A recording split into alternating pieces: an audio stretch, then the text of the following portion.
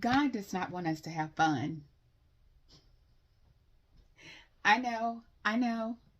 I have some explaining to do.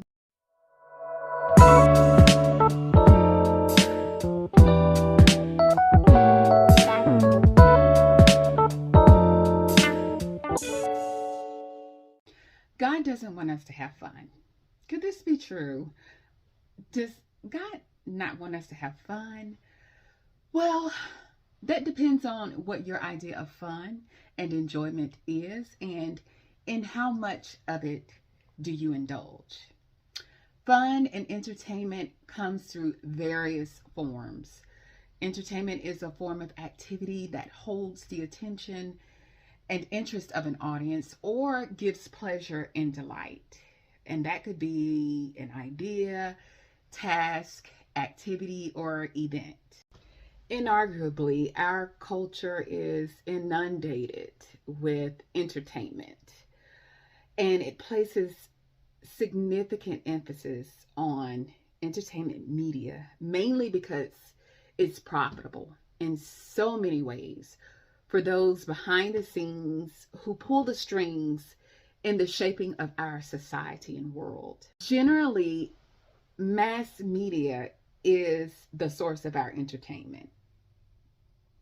And media is the same as medium. It's just another word for medium. And that means something that stands between you and the source. So, as a believer, the source would be God. He is our life source. He is the source of all things. He's the beginning of all things and the end. He is all knowing. He's omnipotent, omnipresent. He's everywhere, and he's infinite in power. So if we already as believers have access to the source, our life source, which is God, why would we allow anything to stand in the way of our source? Entertainment, which is what we enjoy, is used to inform us, and it's so readily available. We have enough information in our society, but do we have enough revelation? And revelation is what comes from the source. What we have been doing in our current society is we have been trading information for revelation, but we need revelation. Information merely informs us, but revelation transforms us. Romans 12:2 says, "Be not conformed to the patterns of this world, but be transformed by the renewing of your mind, so that you would be able to test and prove that perfect, pleasing, and acceptable will of God." God is like the parent who knows what's best for his children because he can see what we can't see. And many of you can relate to this as parents yourselves. So with that said, God does not forbid enjoyment and fun that we get through entertainment. He is just as concerned about our play as he is our work. He designed us to enjoy this journey we call life. Ecclesiastes 9:7 says, "Go your way, eat your bread with joy, and drink your wine with a cheerful heart, if you are righteous, wise, and in the hands of God, for God has already approved and accepted your works." And that is the Amplified Version. 1 Timothy 6:17 says, "Command those who are rich in this present world not to be arrogant, nor to put their hope in wealth, which is so uncertain, but to put their hope in God, who richly provides us with everything for our enjoyment." He came that we may have life and have it more abundantly. So what we're often saying when we say, "I want to have fun," is I want to do the easy things to feel good, that conform to what people around me tell me is supposed to be enjoyable. And so God wants to expand our idea beyond fun to real enjoyment. And that comes from developing real intimacy and honesty with other humans, working together for a common cause and growth in what is true. Now, what he does forbid is making it our God. He forbids us giving it more attention than we give him. He's a jealous God. Exodus 34:14 says, "Do not worship any other God, for the Lord, whose name is jealous, is a jealous God." 1 John 2:15 says, "Do not love the world or anything in the world. If anyone loves the world, love for the Father is not in them. For everything in the world, the lust of the flesh, the lust of the eyes, and the pride of life comes not from the Father, but from the world." And that's 1 John 2:15 through 16. Not only is he a jealous God, but he knows pleasure and enjoyment alone does not beneficially serve you from an eternal viewpoint. It separates you from God. And without intimacy, you won't have revelation of who he is and why you are. You know, your purpose, meaning of life, and reason for your existence. And as a matter of fact, suffering, which is the opposite of pleasure, brings us closer to God. And the closer we are, the better. Remember, he's the source of everything. He's our life source.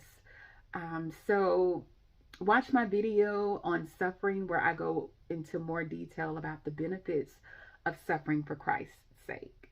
On the other side of the coin, there are many Christians who are so fixated on not sinning that they forget to relax and enjoy life to the full. He came that we may have life and have it more abundantly. So you can live a meaningful life and still have fun. You know, your litmus test would be to ask yourself, does my social life push me further away from God? Not to be mistaken, the Christian life is not about having fun. We can enjoy the things God provides, but we need to shift our focus on heaven and not on earth. Colossians 3:2-4 says, "Set your mind on things above, not on earthly things. For you died, and your life is now hidden with Christ in God. When Christ, who is your life, appears, then you also will appear with him in glory. Put to death, therefore, whatever belongs to your earthly nature: sexual immorality, impurity, lust, evil desires, and greed, which is idolatry." Are these the things that you call fun? The earth and everything in it will pass away.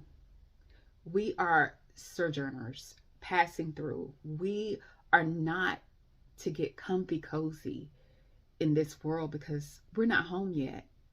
Yet we should make the most of this opportunity called life to find your purpose through a relationship with God. And I guarantee you, instead of being consumed by the fleeting passing joys of what you believe pleasure is, that has no eternal benefit, you will be captivated by the fulfillment of purpose with eternal rewards and benefits to boot. So think about it. Is the fun you so desire helping or hindering you from experiencing those deeper joys God offers? There's a prayer of salvation in the description box below if you have not yet invited the Lord into your life. Once he comes into your life, you know, you will start to see life from his viewpoint, which is an eternal viewpoint, which is real and true. It just takes a confession of your sins, and a profession of your faith. And it could be prayed anywhere because God is everywhere. He's omnipresent. So I pray that this message finds you right where you are, and that He will grant you the ears to hear what His Spirit is saying through this message. After praying the prayer of salvation, cultivate a life of prayer, worship, serving, and community with like-minded believers. Prayer establishes communication with God.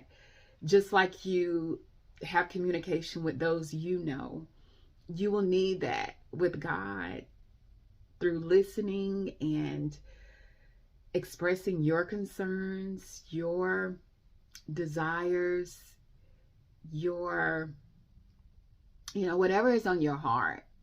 He's there to listen.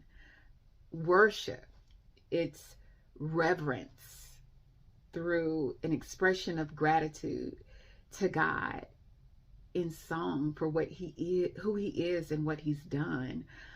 Serving others as He served. It allows you to be the hands and feet of Jesus, and it takes the focus off you. Community, growing together. As iron sharpens iron, so does one man sharpen another. So I pray that God sends you Bible-believing community to help you in your journey, and to be destiny helpers for you in finding your purpose, which is true fulfillment. And I promise you will find enjoyment in that discovery. All right, guys. Thanks for listening. Until next time, God bless.